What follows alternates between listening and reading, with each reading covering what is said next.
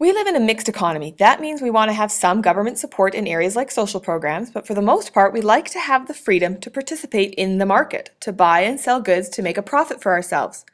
Consumerism is an economic theory that says the more people buy, the better it is for the economy. So what does this really mean? Well, look around. Are you encouraged to buy things? Do you have a part-time job that includes selling products that people may not need but really want?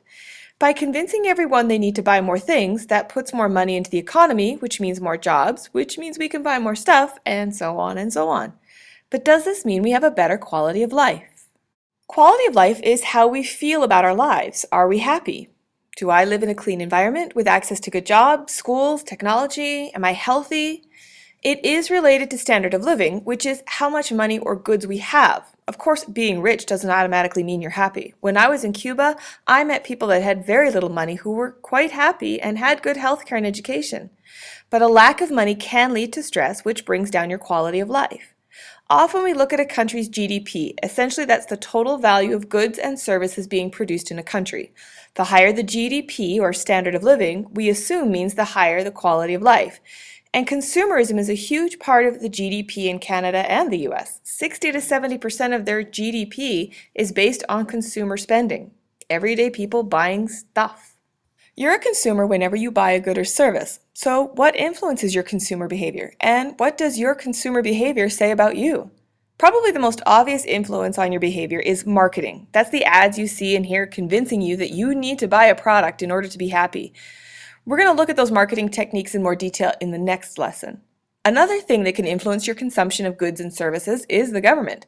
How do they get involved? Well, there's various rules and regulations that are there to protect your health and safety.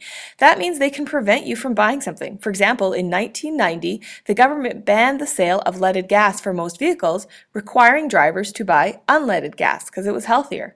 We'll look at some of those controls in more detail in the third lesson for this unit. Another influence on your purchases is your own ideology or beliefs. Do you consider the impact your purchases have on the environment? For example, do you buy bottled water? Even if you recycle that bottle, there is an impact on the environment because of the byproducts created when making plastic bottles. How consumerism and the environment are interconnected will be the focus of the last video in this unit. That issue of the impact of our consumption on the environment relates to the second question. What does your consumer behavior say about you?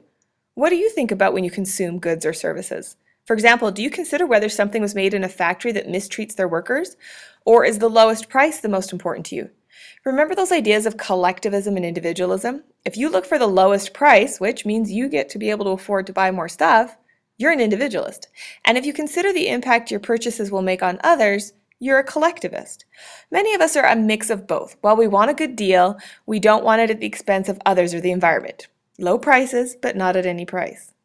But actions do speak louder than words, and while many people say they want to buy goods that were made in a way that was fair to the environment and the workers, often people will quickly buy what's most convenient.